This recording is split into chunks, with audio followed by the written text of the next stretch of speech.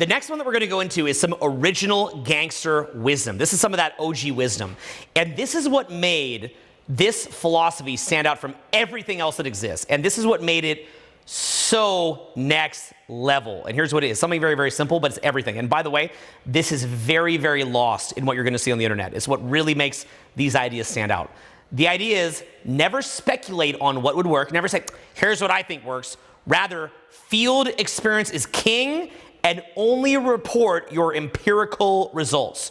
So I actually created a lot of this information in my participation in a community. It was an online community.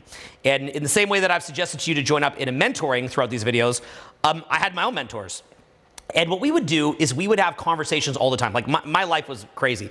Basically, my life was working on social skills out in public gatherings and then jumping on the internet and then talking about what it was that I'd learned. And I'd say, okay, the first person I met, I did this, I said this, I acted like this, I felt like this, and here's the result. The second person that I met, I tried this, and here was the result. The third person that I met, I tried this, and here's the result. Here are my conjectures about what could have caused that. What do you think? And then we would have all these crazy discussions from many different people about why they think what happened. And we would discuss it from so many different angles. We'd have, these very fiery debates, and we thought it was because of, maybe you were a little bit too direct or you were a bit too indirect. These huge, legendary debates about these topics, or, should you be mirroring somebody and try to match their body language, or should you just be who you are and lead the body language and then they start to mirror you? And, should you use your voice with projection, or should you be more subtle? All these different things. And we had, probably, I don't know, tens of thousands of pages or hundreds of thousands of pages of debates about this stuff, and it's super epic. And it's something that comes from this ideology of field experience is king.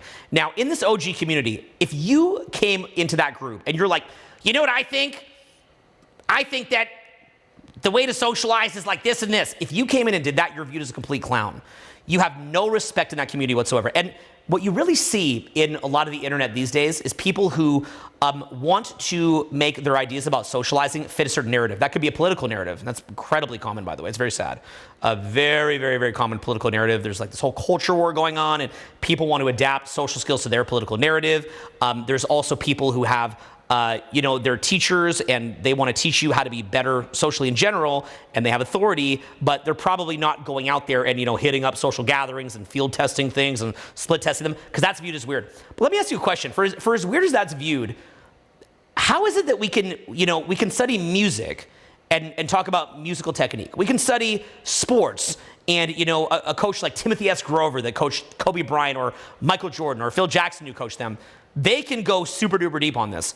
But anything to do with actually the way that you're coming across to other people and how to bring them in your life, that's viewed as bad. Why is that?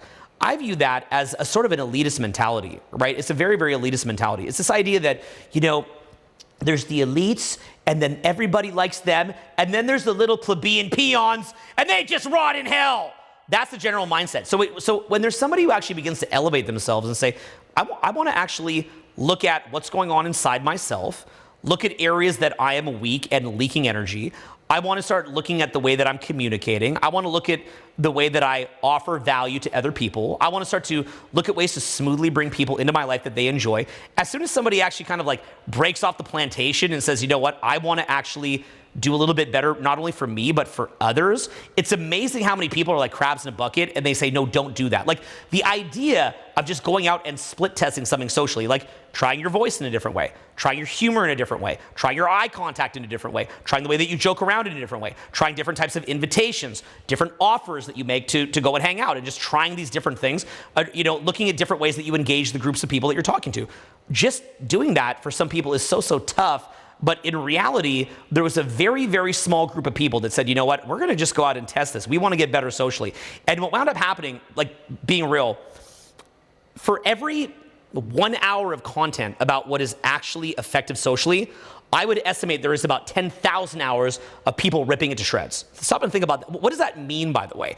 That there's whole cottage industries about ripping to shreds people that just tried different things and just made an effort to come across better and to add more value to others while adding win-win value to themselves.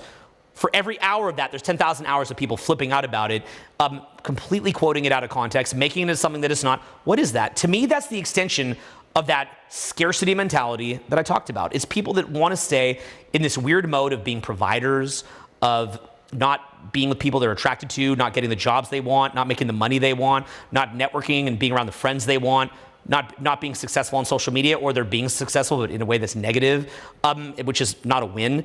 It's not a win to be successful on social media by being negative and not adding to our base of knowledge, but just being whack. And so basically what you see is that for every little small ember of positivity of saying, you know what, let's help you to make your life better, there's this layers upon layers of people that have a problem with that. I would love to meet some of these people in real life and just go hit it up together like at a bar and just go have fun with everybody, have everybody cheering and clapping and having fun and laughing and just be like, what is bad about this? We've just made people have fun. But they're just waiting in the midst, just like this, just looking for that one counter example, or looking for something out of context, or looking for some, like I used to make a lot of crazy jokes about, I used to make stupid jokes like 2012 era where, you know, I'd listen to a lot of Eminem and then I'd say, imagine if someone said this messed up thing, haha, never say that though. And I would say that as kind of gallows humor. And then it's like they're so desperate to stop you from improving, they'll cut that out of context, make it look like that's what I'm saying, and then they'll say you should never actually test out what works better socially. Think about what that means in terms of that spiritual bondage that I alluded to earlier in this video series. It's just crazy. Like, people see people that are thriving, people that want to add value, people that want to help others to break out of bondage, and they flip out. And in my mind, that means that you're over the target. If you are truly adding value, like if I'm going to make content that is really meant to change your life and I'm creating something beautiful for you, I know that I'm over the target when the riffraff comes out. It's like, and they're quoting it out of context. They're making it something they're not, or something that it's not. And getting off on that and feeding on that. And I'm focusing on this. You're probably like, oh, why are you focusing on this? I'm kind of ranting here. I don't even normally talk about this, I guess. But I'm focusing on it because I realize that if you're in this program now, if you're watching this, we've separated the wheat from the chaff. You're somebody who's serious. You're somebody who wants to invest in yourself. You're somebody who wants to take action. And I want to make it clear that you've got to leave that behind. You've got to leave that mentality behind. You'll see me on the internet, and I'm never responding to any of it. It'll come up in my feed sometimes. I don't respond to any of it. I say for every millisecond that I would spend focusing on that, I could be out there field testing, because field testing is king, in the original spirit of my community and getting you the best information that I can. I could be working on my public speaking, on getting out paid programs, free videos, paid videos, public speaking, banging the drum and maximizing every second of my life that I have to spare, that I want to dedicate to this before I die, so that I didn't waste my life focusing on petty crap. And I am saying this to you because I want you to build big businesses off the back of this. I want you to be happy off the back of this. I want you to let go of negative energy and friends off the back of this. And you will also have that resistance as well. People that will see you thriving and moving up. And this is why I'm a huge fan of the gospel and the Bibles, because it is that image of being put up on the cross when you dedicate yourself something truly to something truly beautiful, to something truly good, and other people want to poo-poo on it. And I'm not saying that we're on that level at all. I'm not saying that, you know, you and I are being put on a cross or anything like that, but I'm saying it is a metaphor for life. It is a universal metaphor that resonates at a high level when you truly want to do better for yourself, and people will question it. Field testing is king. Getting out there and trying different things is king. Not sitting at home speculating on what it is that works and giving your stupid, uninformed opinion. That is what the masses do. They sit there blind, okay, the blind are leading the blind, and they give their little opinions on things that are not based in reality as a way to keep themselves essentially stuck. And complaining about other people and, you know, just speculating on things that you don't understand is basically a giant excuse not to get out there and field test. So what I would ask you right now is this. If you were to spend the next 10 years working on your social skills and field testing and split testing different things, where would you be? How much more money would you make? How many better people would you network with? How many better friends would you make? How much better of a spouse would you get to have children with if that's what you want to do? How much better of a dating life would you have? How much more fun would you have creating social media content and being a better communicator, learning to speak off the cuff, learning to use your voice, learning to use your communication, and maximizing who you are? By the way, not becoming me. I'm this kind of like lightly autistic crazy man. That's me. But becoming you. How much better would your life be? So again, field testing is king. Field work is king. Do not speculate on what it is that works, go out and find it out for yourself. Or if you'd like to actually have an expert take you by the hand and walk you right to the finish line and learn from experts, and by the way, ultimately you have to think for yourself, nothing is dogma, nothing is a sacred cow, but to have an expert walk you right to the finish line and show you that 20 years of field testing, not for you to believe it dogmatically and say, but to go out and actually test it and to see what's going to actually happen. If you'd like to do that, click the link on the page, and like I've said in every single video here, just say, I'm ready. And we're going to work together in person with my team, with incredible people in mastermind groups. We can do mentoring from anywhere in the world with other people that are as hyper committed as you are, people that have been through these programs, people that want to get results.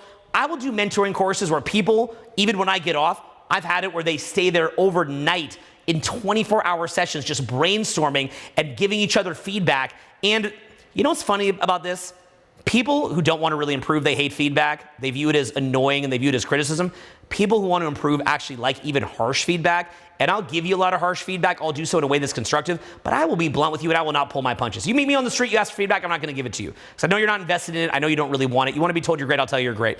But if you're paying me, I will be very, very blunt with where you're coming from. And I'll tell you a lot of things you don't want to hear. But guess what? The upside of that is on the other side of that feedback, you will change your life. There's even a famous video that got put out where I ripped this like young kid to shreds. And people are like, look, he's ripping this kid to shreds. That's mean. That kid, who is now I view as a man, is in my text messages all the time showing me, here's my new Instagram model significant other. Do you think he cares that I gave him? I'm like, oh, look at you. Here's some bad feedback. You think he cares at all? Or do you want the result? Do you want to go to the promised land? If you're somebody where a little bit of negative feedback or hurt your feelings, we don't want to work together. It's not going to go well because I am results oriented. I care about the results. That's why I field tested for so long, including making myself look dumb out there because I just want the feedback because I want the result. If you care about results, click the link on this page and say, I'm ready. I'm ready to talk about getting this result as quickly as possible, getting into great mentoring groups, getting into mastermind groups, getting into accountability, getting into the most advanced material possible, and going to the promised land today. Okay, so set up that appointment, get on with my team, and let's make this happen. I think you're ready. I feel it. If you're feeling this, I know you're ready now. Stop putting this off. You're ready now. I feel it. You're ready now. Click the link. Let's get this conversation started. It's going to be the most important link you maybe click in your entire life. Hope you enjoyed this idea of field experience is king. We're going to show it on the next video. Let's go.